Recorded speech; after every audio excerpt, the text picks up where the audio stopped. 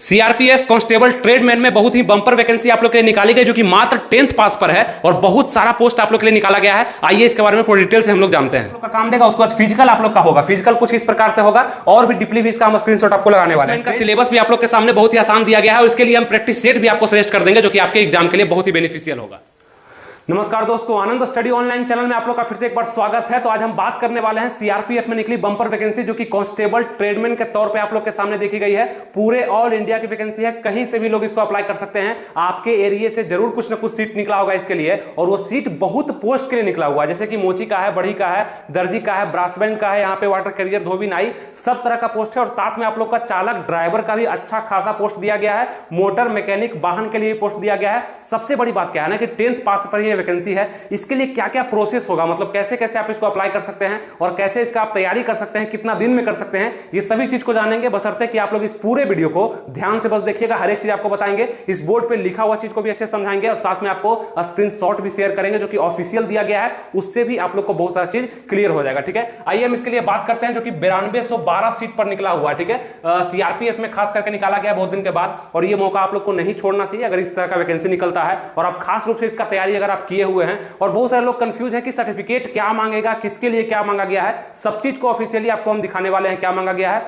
बहुत ज्यादा टेंशन लेने का जरूरत नहीं है, और बहुत सारे में तो सर्टिफिकेट मांगा गया भी नहीं है, मतलब नहीं मांगा जाता है, तो इसके लिए भी आप लोग फ्री रह सकते हैं। आइए जानते हैं कि मेल के लिए 9105 पोस्ट है और फीमेल के लिए 107 पोस्ट है। और आपको बता दें कि ये ऑल इंडिया की वैकेंसी है, सभी जगह से लोग इसको अप्लाई करेंगे। बहुत ही ज्यादा फॉर्म इसमें गिरने वाला है, और इसका अप्लाई डेट कब से शुरू हो रहा है ये चीज भी जरूरी है, उसको देखिएगा। 27 मार्च से 25 अप्रैल तक इसको आप भर सकते हैं। अभी क्या डेट हो रहा है वो आप जानते हैं। 27 मार्च 2023 से लेकर के 25 अप्रैल 2023 तक आप इस पोस्ट के लिए अप्लाई कर सकते हैं। आपको यहां पे नोटिफिकेशन दे दिया जाएगा, आप कहीं से भी अप्लाई कर सकते हैं। उसके लिए आपको मात्र 100 रुपया पे करना पड़ेगा। अगर आप जनरल, ईडब्ल्यूएस, ओबीसी के मेल कैंडिडेट हैं तो मात्र 100 रुपया, और आप किसी भी कैटेगरी से हैं, फीमेल हैं, तो 0 रुपया आप लोग को लगने वाला है। जरूर आप लोग अप्लाई करिएगा। भाई हम लोग उम्र का बात करते हैं कि कितना एज के लोग इसको भर पाएंगे, किस पोस्ट के लिए किस उम्र की आवश्यकता है। ध्यान दीजिएगा, 18 से 23, 18 से 26 और 18 से 28। नॉर्मल कोई भी ट्रेड्समैन के लिए आप अप्लाई करते हैं, जितना भी पोस्ट आपको यहाँ पे दिख रहा है, ये सभी के लिए आप यहाँ पे देख सकते हैं आपका एज है। सिर्फ यहाँ पे चालक का उम्र बदला गया है। ऐसे देखिएगा तो 18 से 23 वर्ष के लोग इसको भर सकते हैं। जनरल, ईडब्ल्यूएस,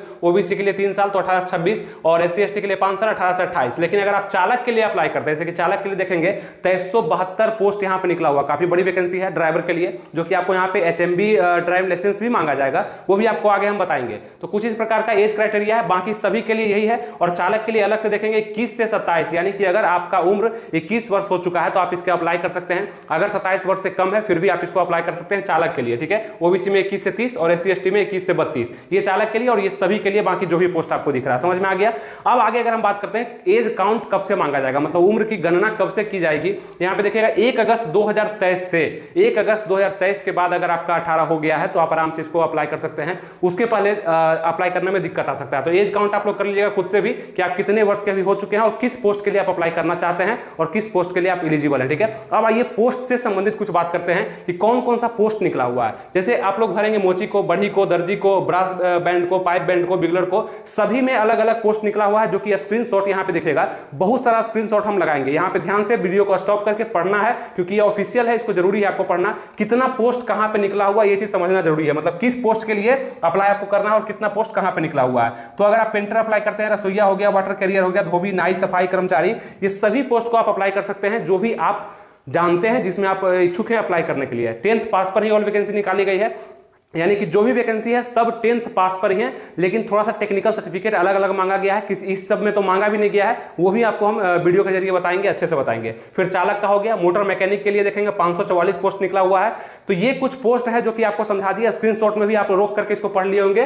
कितना पोस्ट कहां पे निकला हुआ है और किस पोस्ट में कितना सीट है, ये भी चीज आपको समझ में स्क्रीनशॉट में आ गया होगा। रोक करके जरूर आप लोग देखिए, अच्छे से देखिए, जिस पोस्ट के लिए आप अप्लाई करना चाहते हैं। अपना राज्य भी देख लीजिए, अपना एरिया भी देख लीजिए, कहां से आप अप्लाई करने वाले हैं। ठीक है, ये सब चीज आपको हम बताएं, तो ध्यान से समझ गए। अब आइए सिलेक्शन प्रोसेस को हम लोग समझते हैं। सिलेक्शन प्रोसेस हम कहने का अर्थ क्या है कि ये पूरे फॉर्म को, यानी पूरे प्रक्रिया को कैसे वो कराएगा, यानी पहले क्या करवाएगा, उसके बाद क्या होगा, सेकंड स्टेप में, थर्ड स्टेप में क्या क्या लिया जाएगा, ये सब चीज को समझिएगा थोड़ा सा।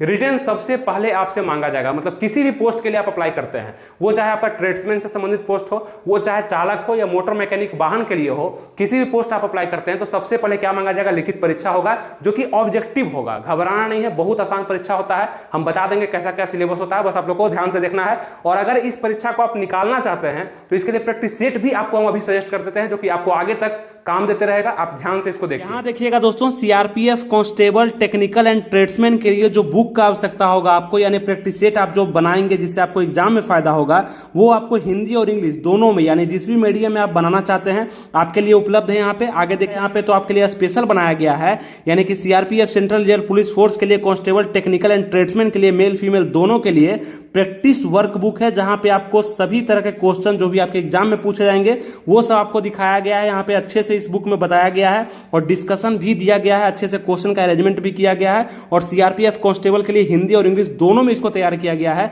जो कि किरण पब्लिकेशन के तौर पे यहाँ पे देखेंगे आप, किरण पब्लिकेशन की तरफ से आप लोग के लिए दिया गया है, जो कि स्पेशल आपके लिए, मतलब सीआरपीएफ के जो भी एग्जाम है कांस्टेबल ट्रेड्समैन के लिए, उसके लिए बहुत ही ज्यादा उपयोगी है। इसका लिंक हम क्या करेंगे, डिस्क्रिप्शन और कमेंट बॉक्स में जरूर दे देंगे, वहां जाकर के आप जरूर इसे परचेज करिए इस बुक को, क्योंकि आपके स्पेशल आपके एग्जाम सीआरपीएफ कांस्टेबल ट्रेड्समैन के लिए इसको तैयार किया गया है, जो कि 2023 के परीक्षा में आपके लिए उपयोगी जरूर साबित होगा। ठीक है, इसका लिंक हम कमेंट बॉक्स और डिस्क्रिप्शन दोनों जगह दे दिए हैं, ऑनलाइन इसको आप जाकर के परचेज कर सकते हैं। तो प्रैक्टिस सेट को आप लोग समझ गए, तो रिटर्न में आप लोग का काम देगा, उसके बाद फिजिकल आप लोग का होगा। फिजिकल कुछ इस प्रकार से होगा, और भी डीपली भी इसका हम स्क्रीनशॉट आपको लगाने वाले हैं। ट्रेड टेस्ट आपसे उसके बाद में लिया जाएगा, सबसे पहले रिटर्न, उसके बाद फिजिकल, उसके बाद आपका ट्रेड टेस्ट, यानी कि मोची के लिए आप अप्लाई किए हैं तो मोची वाला काम आपको आता है कि नहीं आता है, ब्रास बैंड वाला काम आता है कि नहीं आता है, बिगलर वाला काम आपको आता है या नहीं आता है, ये चीज आपको यहाँ पे ट्रेड टेस्ट से संबंधित लिया जाएगा।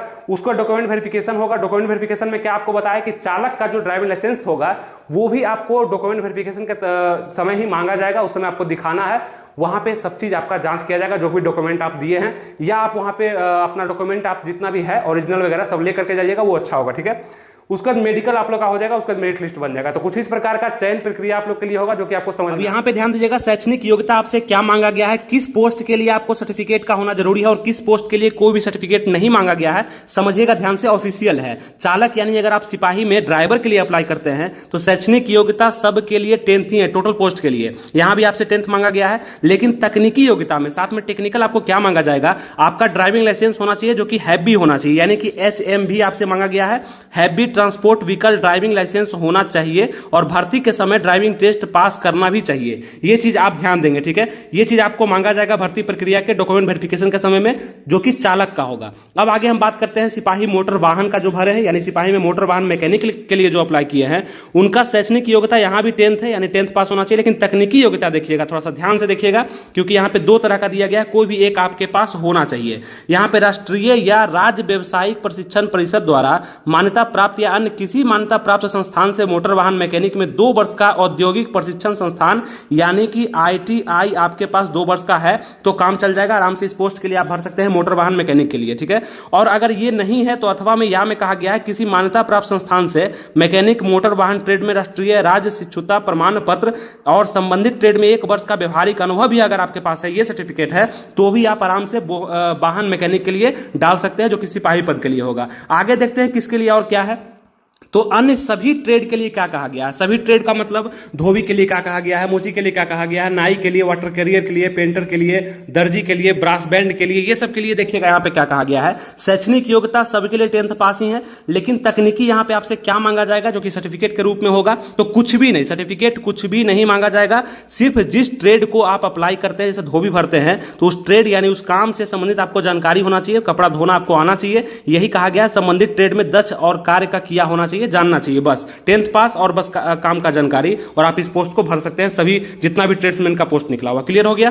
ये ऑफिशियल है, इसीलिए आपको ध्यान देना है। अब बात करते हैं पायनियर विंग्स के लिए जो सिपाही मेसन, प्लम्बर, इलेक्ट्रीशियन के लिए जो अप्लाई किए हैं, उनके लिए क्या है शैक्षणिक योग्यता, तो वो भी 10th पास ही है। बाकी इससे तकनीकी योग्यता क्या मांगा जाएगा, तो संबंधित ट्रेड मेसनरी या प्लम्बिंग या इलेक्ट्रीशियन में 1 वर्ष का अनुभव हो, या यहाँ पे दोनों मांगा गया। ठीक है, मान्यता प्राप्त औद्योगिक प्रशिक्षण संस्थान से ट्रेड का प्रमाण पत्र रखने वालों को वरीयता दी जाएगी, यानी ये अगर होगा तो आपको बोनस में प्लस अंक मिलेगा, और ये होना जरूरी है। ये चीज आपको समझ में आ गया, जो कि आपका मेसन प्लम्बर के लिए था। आगे आपके संबंधित कोई भी जानकारी ये नहीं है, मतलब कि किसके लिए क्या सर्टिफिकेट चाहिए, वो सब आपको हम बता दिए, यहाँ पर समझ में आपको आ चुका। अब हम आगे बढ़ते हैं जो कि आपका सिलेबस से संबंधित जानकारी होगा, यानी कि सिलेबस किस तरीका का मांगा जाएगा, यानी किस तरह का सिलेबस आपके ट्रेड्समैन के लिए हो या चालक के लिए हो या मोटर मैकेनिक वाहन के लिए हो, जिसके लिए अप्लाई करते हैं, यही सिलेबस आपको देखने के लिए मिलेगा। जो कि पहला होगा आपका जीके जीएस से क्वेश्चन आएंगे।